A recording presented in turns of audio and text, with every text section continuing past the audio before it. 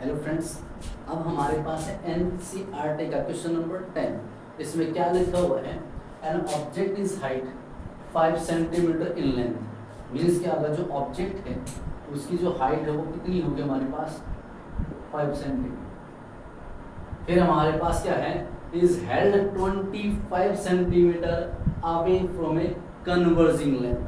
Means क्या, जो you है यानी कि आपका जो ऑब्जेक्ट डिस्टेंस है वो कितना है मेरे पास 25 सेंटीमीटर, और हमारे पास जो फोकल लेंथ है एफ वो कितनी दे रखी है हमारे पास 10 सेंटीमीटर।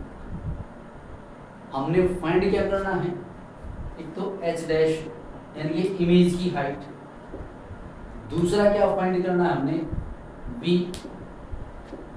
इमेज डिस्टेंस, और तीसरा क्या फाइंड करना है एम यानी कि आपका मैग्निफिकेशन। हमारे पास क्या एच जो हाइट है वो कितनी है 15 सेंटीमीटर 55 सेंटीमीटर। जो आपका ऑब्जेक्ट है जो लेंस क्या के रखा हुआ उसका डिस्टेंस कितना 25 सेंटीमीटर, और जो फोकल लेंथ है वो क्या है 10 सेंटीमीटर। और हमने क्या फाइंड करना है एच डैश यानी कि इमेज की height, b image distance, m क्या आपका मैग्निफिकेशन। अब हमने ये चीज देखनी कि हमारे पास लेंस तो बोला गया है, बट कौन सा लेंस है, जो कन्वर्जिंग लेंस होता है उसको हम क्या बोलते हैं कन्वेक्स लेंस।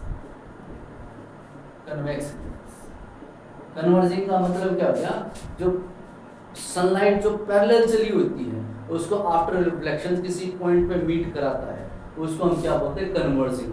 कन्वर्जिंग को हम क्या बोलते हैं कन्वेक्स। और अब हम आते हैं साइन कन्वेंशन पे, और कन्वेक्स में हमने क्या देखा है कि हमारे पास u और v होता है वो क्या होता है नेगेटिव होता है। तो ये क्या हो गया नेगेटिव। जो हाइट होती है और हमारे पास फोकस होती है उसके ऊपर कोई इफेक्ट नहीं होता, तो इसका मतलब फोकस किसकी हो गया आपकी प्लस। अब हमारे पास लेंस है तो हमारे पास लेंस का formula 1/f equal to 1/v minus 1/e।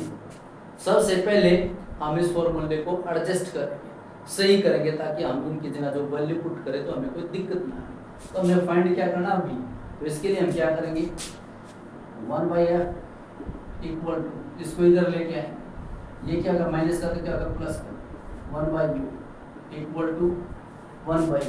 अगर हम ऐसे करते तो ऐसा रहता है अजीब सा, तो इसको हम टर्न कर सकते हैं 1/v equal to 1/f plus 1/u। तो आप इस तरीके से इसको लिख सकते हैं, इसमें कोई दिक्कत नहीं हो। अब हमारे पास क्या होगा, जो हमने निकाला वो एक साइड हो गया, तो अब हमने इसमें वैल्यू पुट कर देंगे 1/v इक्वल टू f की वैल्यू हमारे पास क्या है 1/10, और प्लस u की वैल्यू हमारे पास कितनी है -20। 1/v इक्वल टू, अब हम क्या लेंगे एलसीएम। एलसीएम ऐसा होता तो दोनों के टेबल में आता, तो हमारे पास कितना आ गया 50। और एलसीएम कभी भी नेगेटिव नहीं लेते हैं, एलसीएम हमेशा क्या पॉजिटिव लेते हैं। ये हो गया 10 की टेबल में 50 कितने आता है 5 पे, तो 10 5 जा 50 और 5 1 जा 5 प्लस, अब इसकी 25 के टेबल में ये इसको डिवाइड करेंगे जो आंसर आएगा ऊपर वाले के साथ क्या करेगा मल्टीप्लाई करेगा। तो क्या है 25 2 जा 50 और 2 1 जा 2, ये क्या करेगा माइनस का क्या हो गया। अब क्या हो गया मेरे पास 1/v इक्वल टू, अब इसको करेंगे तो 5 प्लस माइनस माइनस बाई में 50। अब हमारे पास क्या हो गया 1/v इक्वल टू 5 में से जब 2 गया तो कितना हो गया 3, और ये हमारे पास 50। यहाँ रुक, अब हमने क्या देखना, हमने फाइंड क्या करना था v, और हमारे पास क्या 1/v। अब इनकी क्या करते हैं क्रॉस मल्टीप्लाई करते हैं, ये कितना हो गया हमारे पास 3v equal to 50, v equal to 50 में 3, ये इसको कट करेगा 5 1 जा 5 2 कैरी उतार लिया 0 20 हो गया 3 6 जा 18.2 3 6 जा 36, तो v की वैल्यू लगभग कितनी आएगी 16.66। अब ये सारी जो वैल्यू चली हुई है सेंटीमीटर सेंटीमीटर, तो इसके पीछे क्या गया ये सेंटीमीटर। ये क्या आ गया आफ्टर रिफ्लेक्शन जो आपकी इमेज बनी वो 16.66 आ गई, एक वैल्यू तो निकल गई। अब हमने क्या निकालना है मैग्निफिकेशन, तो मैग्निफिकेशन क्या होता है m equal to v by u। ये क्या था हमारे पास इमेज डिस्टेंस, ये क्या था ऑब्जेक्ट डिस्टेंस। अब इसमें भी हमने कैसे वैल्यू पुट करनी, कैसे साइन रखना, तो उसका क्या होता है, अगर ये पूरा का पूरा फॉर्मूला इसमें अगर प्लस है माइनस है तो ये क्या आएगा प्लस का आएगा, अगर यहाँ प्लस है तो ये क्या आएगा माइनस का। अब आपने जो वैल्यू पुट करनी है वो आपके ऊपर है, अगर आप ये वैल्यू पुट करते हो कैलकुलेशन करने में आसानी है, या आप ये वैल्यू पुट करते हो, जो आपको कैलकुलेशन करने में कंफर्टेबल लगे आप वो वैल्यू पुट कर सकते हो। m इक्वल टू v की वैल्यू आपकी कितनी है 50/3, u की वैल्यू आपकी कितनी दे रखी है -20। तो अब हम क्या करेंगे इसके नीचे 1, m इक्वल टू क्या करेगा क्रॉस मल्टीप्लाई, इधर m इक्वल टू 50/3 और ये क्या करेगा 1/25, ये इसको कट करेगा, ये m इक्वल टू 2/3।